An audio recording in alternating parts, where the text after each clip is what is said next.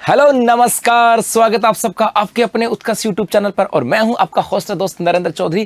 Third grade शिक्षक भर्ती preparation की तैयारी कैसे करें। जी हां, जनवरी 2026 एक वो पल होगा जब आप जिन सपनों को लेकर के आए हो उनको पूरा करने वाला समय होने वाला। तो कैसे इसकी तैयारी करें, और खास करके नए विद्यार्थियों की बात करें। देखो, एक सिंपल सा फंडा बताता हूं। यदि हम किसी भी एग्जाम की बात करना, कोई भी एग्जाम की बात करें, चाहे आप थर्ड ग्रेड की तैयारी करो, सेकंड ग्रेड की तैयारी करो, फर्स्ट ग्रेड की तैयारी करो, या किसी दूसरे एग्जाम की, मेरे भाई इस एग्जाम में दो टाइप के स्टूडेंट बैठेंगे। दो ही टाइप के स्टूडेंट बैठते हैं। पहला टाइप का स्टूडेंट वो होता है जिसकी तैयारी होती है, वो तैयारी चाहे वो 1 साल से कर रहा है, 2 साल से कर रहा है, 3 साल से तैयारी कर रहा है। एक तो वो बच्चा।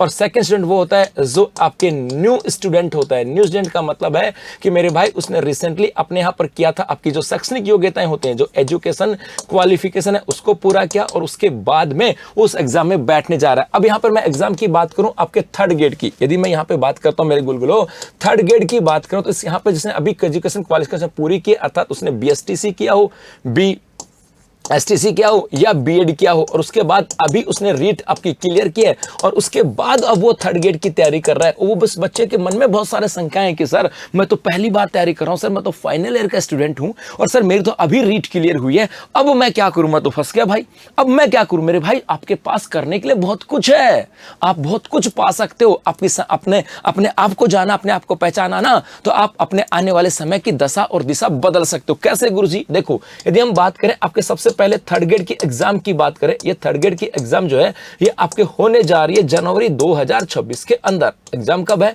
जनवरी 2026 के अंदर। अब अपना महीना है जून, यहां से स्टार्ट करते हैं जून, उसके बाद आपके जुलाई, उसके बाद अगस्त, सितंबर, अक्टूबर, नवंबर और दिसंबर। ये महीने आपके पास हैं। 1 2 3 4 5 6 7, आपके पास 7 महीने हैं, 7 मंथ है अभी दशा और दिशा बदलने के लिए। 7 महीने कम नहीं होते, 7 महीने बहुत होते हैं अपने तैयारी को उस लेवल तक ले जाने के लिए कि आप सिलेक्शन ले सकते हो। लेकिन वो 7 महीने तब अच्छे होते हैं जब आपको अपने आप पे विश्वास है। तो पहली चीज तो आपको रखना होगा अपने आप पे कॉन्फिडेंस, क्योंकि आपने तो पहले ही हार गए कि यार मुझसे नहीं होगा। अरे भाई, तुमसे नहीं होगा तो और कोई नया आएगा क्या?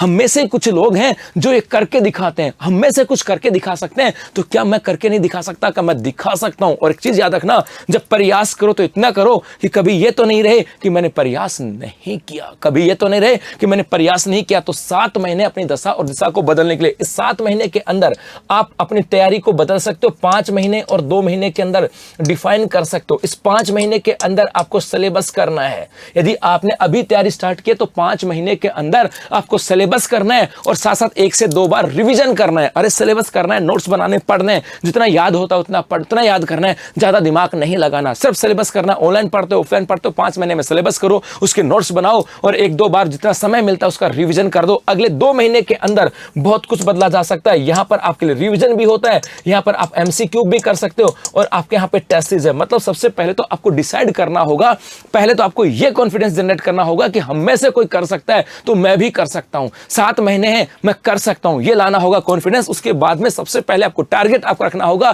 कि सर मैं सिलेबस करूं। आप ऑनलाइन करते हो, ऑफलाइन करते हो, नोट्स बनाने हैं, जितना पढ़ सकते हो, जितना समय दे सकते हो उनको देना होगा, क्योंकि अब 7 महीने के लिए आपके लिए 7 महीने हैं, है ना। आपके 7 महीने, इस 7 महीने सोशल मीडिया से दूर होना होगा, सामाजिक कार्यक्रमों से दूर होना होगा। लेकिन उस 7 महीने में यदि आपने त्याग और तपस्या कर ली तो फिर वो 7 महीने आपके लिए आने वाले 70 सालों के लिए बेहतर होंगे। अगले 70 साल आपके लिए बेहतर होंगे। तो पहले 5 महीने की प्लानिंग, उसके बाद 2 महीने की प्लानिंग। इस 2 महीने की प्लानिंग को आप लोग अलग अलग भागों में बांट सकते हो कि मुझे रिवीजन यहां पर करना है, मुझे टेस्ट सीरीज यहां पर करनी है, मुझे एमसीक्यू जो है वो आपके यहां पर करना है। लेकिन सबसे पहला जो काम होगा वो होता है आपके कॉन्फिडेंस, उसके बाद में आपका रिवीजन। यदि आपने 2 चीजें कर ली ना तो अगले 2 महीने की प्लानिंग तो यूं बन जाएगी, उसकी चिंता नहीं है। बस शुरुआत है तो कॉन्फिडेंस लाने की और सिलेबस की कि गुरुजी मैं नया स्टूडेंट हूं, मैं क्या करूं। अरे मेरे भाई, नए स्टूडेंट नहीं हो, आपने रीट दिया है, उस रीट में आप पढ़ के आए हो। पता, रीट यूं ही तो पास नहीं हुई ना। रीट को पास करने के लिए आपको एक लिमिटेड स्कोर तो पास करना पड़ा है। इसका मतलब आपको उतना तो आता है।